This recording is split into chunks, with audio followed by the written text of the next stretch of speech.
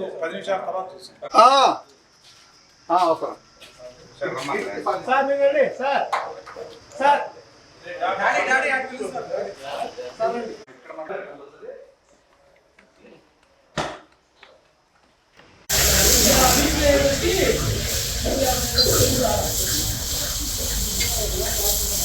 పల్నాడు జిల్లా కేంద్రమైన శ్రీ ఆంజనేయ ఆయిల్ మిల్లో ఈరోజు 3:30-4 అప్పుడైతే ఫైర్ యాక్సిడెంట్ అయితే జరిగింది. ఈ ఫైర్ ఎందుకు జరిగింది ఏందనేది మనతో మాట్లాడడానికి పల్నాడు జిల్లా సిఐ అయినటువంటి ఫైర్ సిఐ గారు ఉన్నారు. ఆయన మాట్లాడినట్టు తెలుసు. సార్ చెప్పండి, ఈ ఆయిల్ మిల్లులో ఫైర్ ఎన్నింటికి జరిగింది, మామూలుగా ఎందుకు జరిగింది?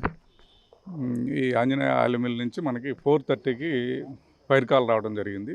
ఎప్పుడైతే ఫైర్ కాల్ వచ్చిందో ఇమీడియట్గా మన ఫైర్ స్టేషన్లో ఉన్నటువంటి ఫైర్ బ్రిగేడ్ అనేది టర్న్అవుట్ అవడం అనేది జరిగింది. ఇమీడియట్గా ఇక్కడ రావడం జరిగింది. ఇమీడియట్గా ఎక్కడైతే డీజిల్ జనరేటర్ ఏదైతే ప్లేస్ చేసి ఉందో అక్కడ ఆ రూమ్లో ఫైర్ని నోటీస్ చేయడం, అదంతా కూడా ఎక్కువగా ఉండటం వల్ల ఇమీడియట్గా వాటర్ స్ప్రే చేసి ఆ చుట్టుపక్కల ఉన్నటువంటి రూమ్స్ దేనికి కూడా స్ప్రెడ్ కాకుండా అంతవరకే స్టాప్ చేయగలిగాము. ఇంకా కూడా కొద్దిగా ఉంది, దాన్ని మేము లాస్ ఎంత జరిగింది ఏంటి అనేది అక్కడ మొత్తం క్లియర్ అయిన తర్వాత దాన్ని ఒకసారి చూసుకుని అప్పుడు మీకు చెప్పడం జరుగుతుంది. ఈ ఆయిల్ మిల్లుకి సంబంధించి ఫైర్ సేఫ్టీకి సంబంధించి పర్మిషన్లు ఏమైనా ఉన్నాయా? ఫైర్ డిపార్ట్మెంట్ నుంచి అయితే మేము ఎటువంటి ఎన్ఓసి అయితే ఇవ్వడం జరగలేదు. గతంలో కూడా ఇదే ఆయిల్ మిల్లులో ఒకసారి ఫైర్ యాక్సిడెంట్ అయింది. ఆ తర్వాత కూడా ఈ దీనికి ఆయిల్ మిల్లుకి సంబంధించి ఎలాంటి నోటీస్ ఇవ్వలేదు, ఎలాంటి యాక్షన్ కూడా తీసుకోలేదు. ఇప్పుడు కూడా ఇదే తంతు నడుస్తుంది. కానీ మామూలుగా మీరు చిన్న చిన్న బడ్డీ బండల్లో కూడా అవేర్నెస్ ప్రోగ్రామ్ అయితే చేస్తారు. ఇంత పెద్ద ఆయిల్ మిల్లు నడిపే వాళ్ళకి మీరు ఎందుకు అవేర్నెస్ ప్రోగ్రామ్ చేయట్లా? లేకపోతే అసలు మీకు వాళ్ళకున్న లాలూచి ఏంటి? మాకు వాళ్ళకి ఎటువంటి లాలూచే ఉండదండి. వాళ్ళు ఫైర్ సేఫ్టీ నామ్స్ అనేది పాటించడం అనేది ప్రతి ఒక్కరి యొక్క ఇదనమాట నియమం. అంతేగాని ఇప్పుడు మాకు వాళ్ళకేం లాలూచి ఉంటుంది, ఏముండదు. మరి ఏమి లాలూచి లేనప్పుడు ఇన్నిసార్లలో ఒక్కసారి కూడా మీరు ఈ ఆయిల్ మిల్లులు ఏ ఆయిల్ మిల్లులో కూడా ఫైర్ సేఫ్టీకి సంబంధించి లేవు.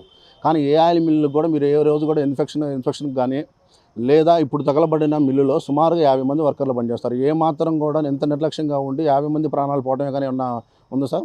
దీనికి సంబంధించి పై అధికారులు చూస్తారండి, నోటీసులు ఇచ్చి దానికి చేయాల్సినటువంటి చర్యలు తీసుకుంటారు.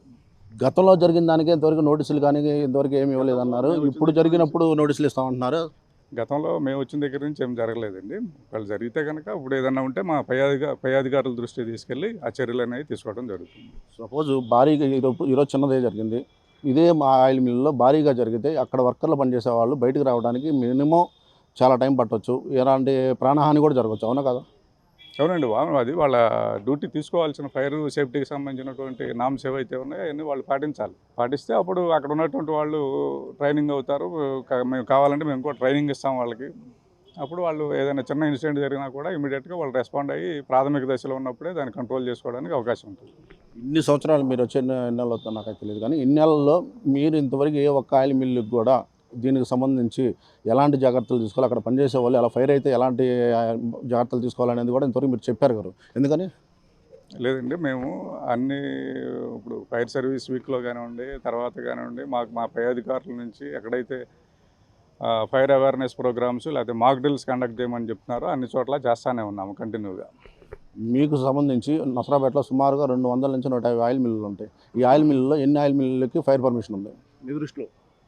ఇప్పుడు ఆ లిస్ట్ అంతా కూడా ప్రస్తుతానికైతే మా దగ్గర ఆ లిస్ట్ అయితే మన డిస్ట్రిక్ట్ ఫైర్ ఆఫీసులో ఉంటుంది. అది చూసుకుని చెప్తాను. ఇక్కడికి వచ్చే ఆయిల్ సప్లై చేసుకోవడానికి పైప్ లైన్లు ఉన్నాయి. కానీ కనీసం ఏదన్నా జరగడానికి జరిగితే ఆ వాటర్ తీసుకెళ్ళడానికి మాత్రం పైప్ లైన్ లేవు. దానికి గల కారణాలు ఏమనుకోవచ్చు? వాటర్ లైన్ ఇప్పుడు ఫైర్కి సంబంధించి ఏదన్నా బయట నుంచి వాటర్ పంపించడానికి కూడా మామూలుగా అయితే పైప్ లైన్లు పెడతాం. ఇవి ఫైర్ ప్రస్తుతానికి కొద్దిగా ఫైర్ ఉంది, అది అయిపోయిన తర్వాత మళ్ళీ మాట్లాడతాం. ఒక నిమిషం సార్, ఇప్పటికైతే శ్రీ ఆంజనేయ ఆయిల్ మిల్లుకి అయితే ఫైర్ పర్మిషన్ అయితే ఉందా లేదా చెప్పండి? మా దగ్గర అయితే ఎటువంటి ఫైర్ ఎన్ఓసి తీసుకోవడం జరగలేదు. ఇది ఇప్పుడు మనం మాట్లాడిన ఫైర్ ఎస్సీఏ గారితో అయితే ఇప్పుడు వరకు అయితే ఈ ఆయిల్ మిల్లుకి అయితే ఎలాంటి ఫైర్ పర్మిషన్ కానీ అయితే లేదని చెబుతున్నారు. అయితే వాళ్ళకి ఇంతవరకు వాళ్ళ నోటీసులో కూడా ఏ ఆయిల్ మిల్లుకి కూడా పర్మిషన్ లేదని చెబుతున్నారు.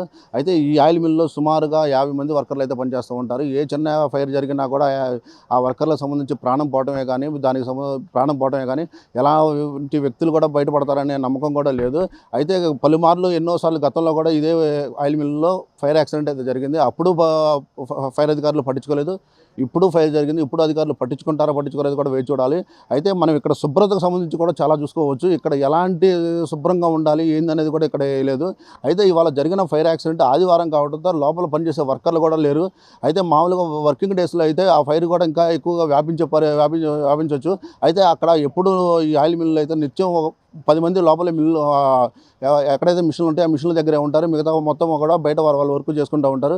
మిషన్ల దగ్గర ఉన్న వర్కర్స్ అయితే వాళ్ళ పనిలో వాళ్ళు నిమగ్నమై ఉంటారు. ఈ ఫైర్కి సంబంధించి చిన్న ఫైర్ అయినా సరే ఇక్కడ ఎండిపోయిన కొబ్బరి వాటిని హీట్ చేయడానికి కొన్ని కట్టెలు అయితే ఉంటాయి. అయితే ఇక్కడ ఆయిల్కి ఇంకా ఫైర్ ఎక్కువ వ్యాపించే దాఖలాలు కూడా ఉన్నాయి. అయితే ఈ ఆయిల్ మిల్లులకు సంబంధించి అధికారులు కూడా ఈ నిమ్మక నీరెట్టు వ్యవహరిస్తున్నారు. కానీ ఈ ఆయిల్ మిల్లుల మీద ఏ అధికారి కూడా దీన్ని పట్టించుకునే దాఖలాలు కూడా లేవు. అయితే ప్రతిసారి వస్తారు వెళ్తారు.